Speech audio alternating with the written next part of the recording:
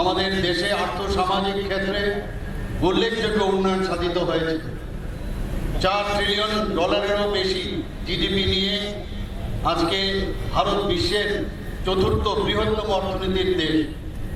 মাননীয় প্রধানমন্ত্রী শ্রী নরেন্দ্র মোদীজি ভারতের নির্বাচিত প্রধানমন্ত্রী হিসাবে সবচেয়ে বেশি সময় ধরে সফলভাবে দেশের নেতৃত্ব দিয়ে চলেছেন। বিগত 12 বছরে মাননীয় প্রধানমন্ত্রী শ্রী নরেন্দ্র মোদীজির বলিষ্ঠ নেতৃত্বে আমাদের দেশ সবকা সাথ সবকা বিকাশ, বিশ্বাস আর প্রয়াস এই মূল মন্ত্রকে পাথেয় করে এক নতুন অ্যাসপিরেশনাল ইন্ডিয়া হিসাবে গড়ে উঠেছে। দরিদ্র, কৃষক, মহিলা ও যুব সমাজের কল্যাণ ও সশক্তিকরণের লক্ষ্যে মাননীয় প্রধানমন্ত্রী শ্রী নরেন্দ্র মোদীজির নেতৃত্বাধীন কেন্দ্রীয় সরকার একাধিক গুরুত্বপূর্ণ ফ্ল্যাগশিপ প্রকল্প সফলভাবে বাস্তবায়ন করেছেন। জনকল্যাণমুখী শাসন ব্যবস্থার মাধ্যমে এই স্বল্পকালীন সময়ে দেশের 25 কোটিরও বেশি মানুষকে দরিদ্র সীমার উপরে তুলে আনা সম্ভব হয়েছে। এই অগ্রযাত্রায় আমাদের ত্রিপুরা রাজ্য উন্নয়নের প্রতিটি ক্ষেত্রে উল্লেখযোগ্য অগ্রগতি সাধন করেছে। এই অগ্রগতি সুস্থায়ী ও সামগ্রিক উন্নয়নের প্রতি আমাদের অঙ্গীকারকে আরও সুদৃঢ় করেছে। রাজ্য সরকার ত্রিপুরার প্রায় 40 লক্ষ মানুষের জন্য অর্থনৈতিক সুযোগ সৃষ্টি এবং তাদের জীবনযাত্রার মনোন্নয়নে বিশেষ গুরুত্ব আরোপ করেছে। মাত্র 6 বছরের মধ্যে আমরা রাজ্যের জিডিপি দ্বিগুণ করতে সক্ষম হয়েছি।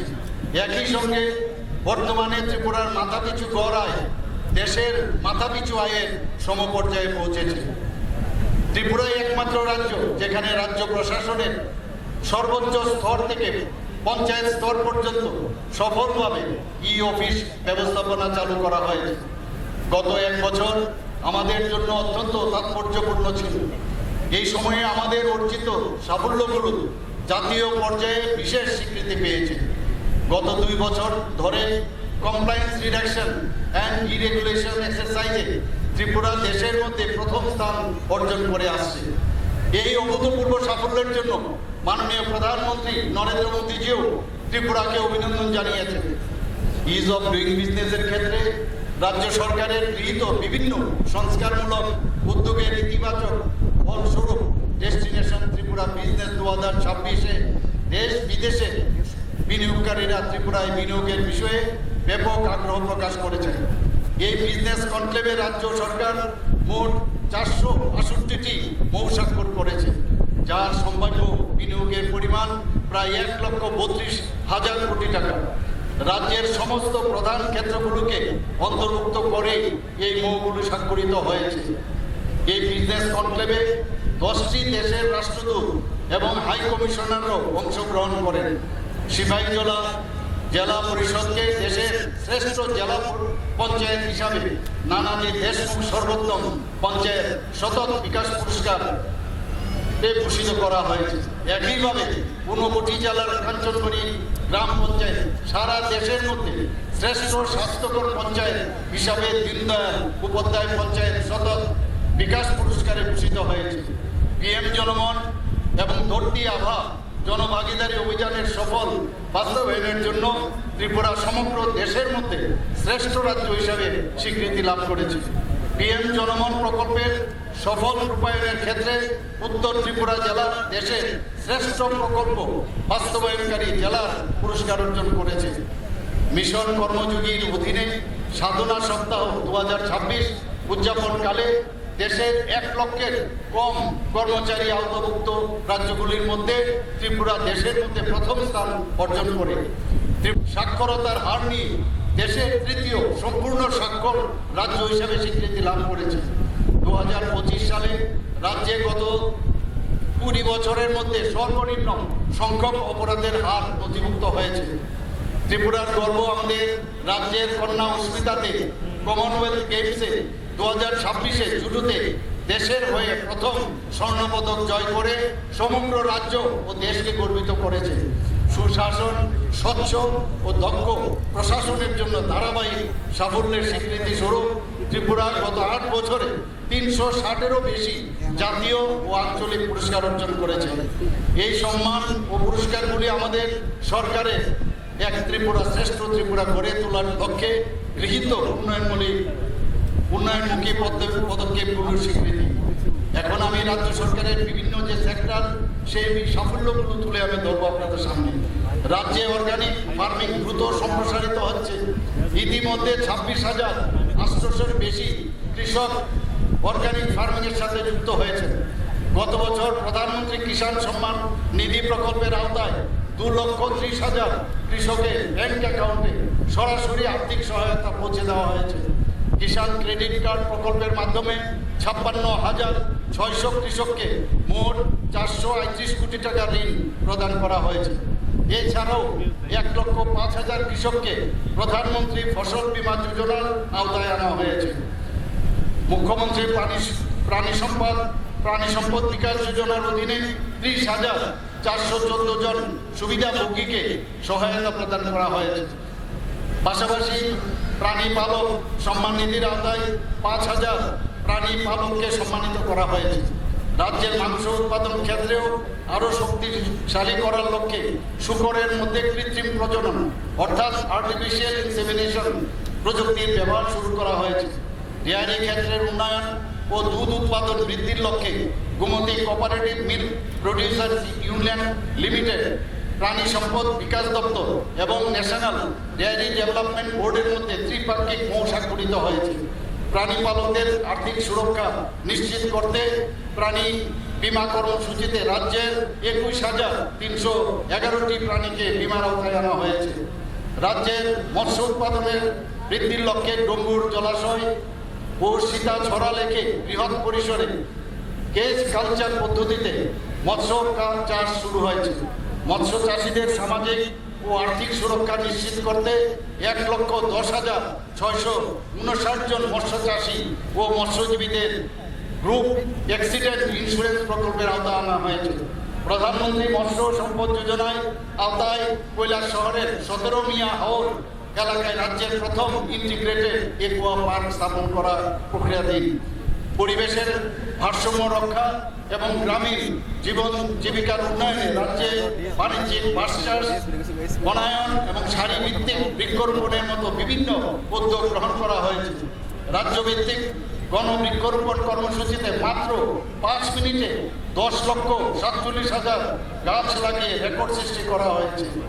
এক পেড় মাকে নাম 2.0 অভিযানের আওতায় সারা রাজ্যে 25 লক্ষেরও বেশি বৃক্ষরোপণ করা হয়েছে। বিশ্বব্যাংকের সহায়তায় রাজ্যের 821টি গ্রামে 1,764 কোটি টাকা ব্যয়ে এলিমেন্ট প্রজেক্ট বাস্তবায়িত হচ্ছে। বিশ্বে 309টি বাইসাইকেল বিতরণ করা হয়েছে। 703 জন মেধাবী ছাত্রছাত্রীকে মুখ্যমন্ত্রী অ্যানুয়াল স্টেট অ্যাওয়ার্ড প্রদান করা হয়েছে। পুরস্কার স্বরূপ তাদের আইপ্যাড ও ট্যাবলেট দেওয়া হয়েছে। আগরতলায় নতুন CBSE সাব রিজিওনাল অফিস চালু করা হয়েছে।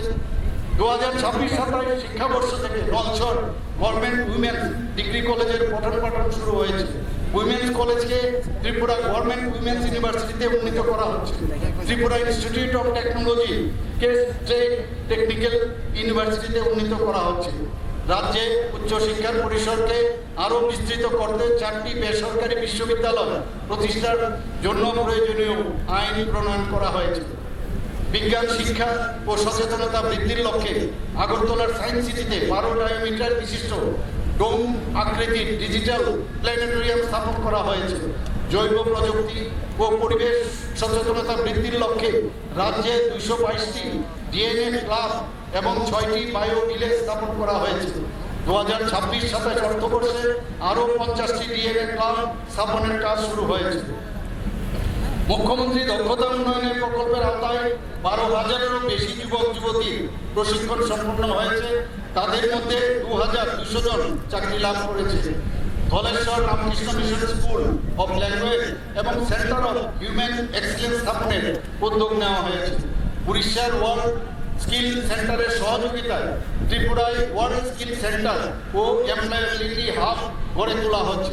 পিএম ন্যাশনাল অ্যাপ্রেন্টিসশিপ প্রমোশন স্কিমের আওতায় ত্রিপুরার 914 জন অ্যাপ্রেন্টিসশিপ দেশের বিভিন্ন প্রতিষ্ঠানে যোগ দিয়েছেন।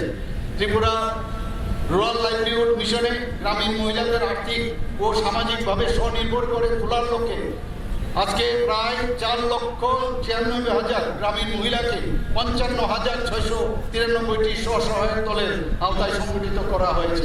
স্বসহায়ক দলগুলোর আর্থিকভাবে আরও শক্তিশালী করে তুলতে 837 কোটি টাকার কমিউনিটি ফান্ড এবং 2,400 কোটি টাকার ব্যাংক ঋণ প্রদান করা হয়েছে। বিজনেস রিফর্ম অ্যাকশন প্ল্যান 2024-এর আওতায় ত্রিপুরার টপ অ্যাচিভার হিসাবে স্বীকৃতি লাভ করেছে। যুব সমাজকে আধুনিক শিল্পক্ষেত্রের উপযোগী করে তুলতে টাটা টেকনোলজি লিমিটেডের সহযোগিতায় রাজ্যের 19টি সরকারি আইটিআই উন্নয়নের কাজ চলছে। উত্তর ত্রিপুরা জেলার পেচারকলে নতুন আইটিআই স্থাপন করা হচ্ছে। ঊনকোটি জেলার ছন্দই এই নতুন ইন্টিগ্রেটেড ব্যাম্বু পার্ক গড়ে তোলা হচ্ছে। পাশাপাশি শান্তির বাজারে ত্রিপুরার দ্বিতীয় রাবার পার্ক গড়ে তোলা হচ্ছে। রাজ্যের বাইরে এবং বিশ্বের বিভিন্ন প্রান্তে বসবাসকারী ত্রিপুরাবাসীদের সঙ্গে রাজ্য সরকারের সম্পর্ক আরও মজবুত করার লক্ষ্যে প্রবাসী ত্রিপুরাবাসী দিবস আয়োজন নেওয়া হয়েছে। এই প্ল্যাটফর্মের মাধ্যমে রাজ্যের বাইরে বসবাসকারী আমাদের যুব সমাজের জ্ঞান, দক্ষতা ও অভিজ্ঞতাকে রাজ্যের উন্নয়নে কাজে লাগানোর নতুন পথ উন্মোচিত হয়েছে। আগামী দিনে আরও বৃহৎ পরিসরে প্রবাসী ত্রিপুরাবাসী দিবস আয়োজনের উদ্যোগ নেওয়া হবে। রাজ্যের প্রত্যন্ত ও দুর্গম অঞ্চলে মোবাইল সংযোগ আরও সম্প্রসারিত করতে 4G স্যাচুরেশন প্রকল্পের আওতায় 104টি নতুন মোবাইল টাওয়ার সাইট চালু করা হয়েছে। মুখ্যমন্ত্রী যুব যোগাযোগ যোজনার আওতায় 63,249 জন ছাত্রছাত্রীকে স্মার্টফোন ক্রয়ের জন্য আর্থিক সহায়তা প্রদান করা হয়েছে। রাজ্যে একটি শক্তিশালী স্টার্টআপ ইকোসিস্টেম গড়া তোলার লক্ষ্যে আপানিয়া টিনেস প্রতিষ্ঠা করা হয়েছে। আগরতলার চারমারি এলাকায় রাজ্য সরকার কর্তৃক বরাদ্দকৃত 1 একর জমিতে এয়ারটেল তাদের প্রস্তাবিত ডেটা সেন্টারের নির্মাণ কাজ শুরু করেছে। আইটিএস ও ডেটা সেন্টারের ক্ষেত্রে বিনিয়োগ আকর্ষণের জন্য ত্রিপুরা আইটি এবং ডেটা ইকোসিস্টেম জোনের প্রস্তাব করা হয়েছে এবং আইটি পার্ক স্থাপন করা হয়েছে। আপানিয়ায় 250 আসন বিশিষ্ট কম্পিউটার ভিত্তিক পরীক্ষা কেন্দ্র স্থাপন করা হচ্ছে। পরিকল্পিত ও সুসংহত নগর উন্নয়নের লক্ষ্যে দীর্ঘমেয়াদী উন্নয়ন পরিকল্পনা গ্রহণ করা হয়েছে। এরই অংশ হিসাবে রাজ্যের 20টি শহরে 20টি শহরের জন্য মাস্টার প্ল্যান প্রস্তুত করা হয়েছে। ল্যান্ড পুলিং স্কিমের আওতায় উদয়পুরে 166 একর জমির উপর স্যাটেলাইট টাউনশিপ প্রকল্প গড়ে তোলা হচ্ছে। শহরাঞ্চলে জল সরবরাহ ব্যবস্থা ও পরিকাঠামো উন্নয়ন আমরুত 2.0 প্রকল্পের বাস্তবায়ন ত্রিপুরা উত্তর পূর্ব ও হিমালয়ান রাজ্যগুলির মধ্যে প্রথম স্থান অর্জন করেছে। রাজ্যের বিদ্যুৎ উৎপাদন ক্ষমতা আরও বৃদ্ধি এবং বিদ্যুৎ সরবরাহ ব্যবস্থাকে শক্তিশালী করার লক্ষ্যে রুকিয়া তাপবিদ্যুৎ কেন্দ্রকে 120 মেগাওয়াট ক্ষমতা সম্পন্ন কম্বাইন্ড সাইকেল প্ল্যান্টে উন্নতি করা হচ্ছে। আগরতলা পৌর নিগম এলাকায় ভূগর্ভস্থ বিদ্যুৎ পরিবাহী লাইন স্থাপনের ফলে বিদ্যুৎ পরিষেবার নির্ভরযোগ্যতা ও গুণমান উল্লেখযোগ্যভাবে বৃদ্ধি পাবে। প্রত্যন্ত এলাকার জনজাতি পরিবারগুলোর বিদ্যুতায়নের জন্য সৌরশক্তি ব্যবহার করা হচ্ছে। পাশাপাশি পিএম সূর্যঘর মুখ বিদ্যুৎ যোজনার আওতায় ছাদে সৌর বিদ্যুৎ ব্যবস্থা এবং সেচের জন্য সৌরচালিত পাম্প ব্যবহার করা হচ্ছে। যাত্রীদের আধুনিক ও উন্নত পরিষেবা প্রদানের লক্ষ্যে শিলচর আগরতলা এক্সপ্রেস এবং Agartala Dharmanagar passenger train LHB কে যুক্ত করা হয়েছে। নারায়ণী আগরতলা ট্রেন পরিষেবা এবং আগরতলা করিমগঞ্জ রুটে মেমো ট্রেন পরিষেবা চালু করা হয়েছে।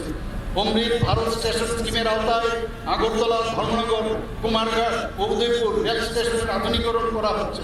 সড়ক দুর্ঘটনায় আহতদের সময় মতো সহায়তা প্রদানের জন্য রাহবীর স্কিমের আওতায় এখন পর্যন্ত 11 জনকে সংবর্ধিত করা হয়েছে।